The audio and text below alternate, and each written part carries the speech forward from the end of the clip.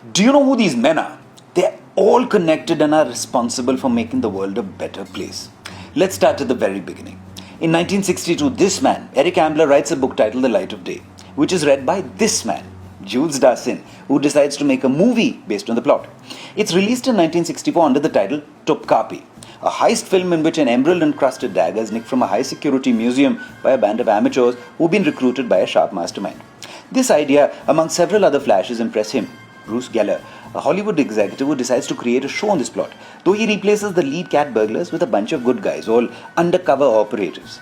Bruce wants to create something entirely new, out of the box, and he does. His show soon has thousands of fans, amongst whom is this 5-year-old who's glued to the TV screen, much like everyone else, whenever the show's on. Why is this show so popular, you ask? Several reasons, really. For one, Bruce creates a dark, edgy pace for his show. There's constant tension in the air in each episode, a literal edge-of-the-seat experience with the clock ticking down unrelentingly.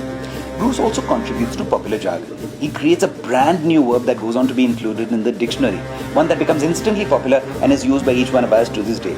Bruce also instinctively knows that the opening sequence is crucial in capturing the audience's attention.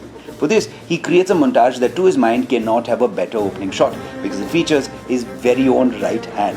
I'll come back to that. And to this montage, he needs to set music, for which he recruits him, an Argentinian composer to whom he gives a bare-bones brief.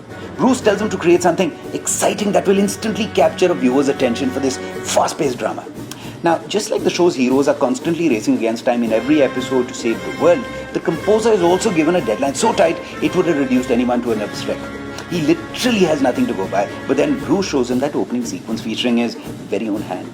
That sequence instantly unlocks the composer's mind with a cue so powerful that it literally takes him 90 seconds to write down the entire theme. Since the show is about undercover operators, spies, the composer's been toying with the idea of somehow using Morse code in the sequence, and then seeing Bruce's hand in that opening montage perform an action, that of lighting a fuse with a match, instantly lights the fuse in Lalo Schifrin's mind.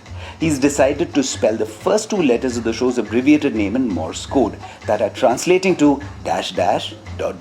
You see, in Morse code, ... represents M and ... represents I. So from the M and I of Mission Impossible, Lalo Schifrin uses ... to create his legendary tune to Bruce's historic TV show that inspires that 5-year-old boy who's glued to his TV screen to want to be in the movies. That boy whose name is Tom Cruise, and a character he will play 32 years later would break into the heavily fortified CIA headquarters to steal a knock list using a route that had been used in a heist film called Topkapi.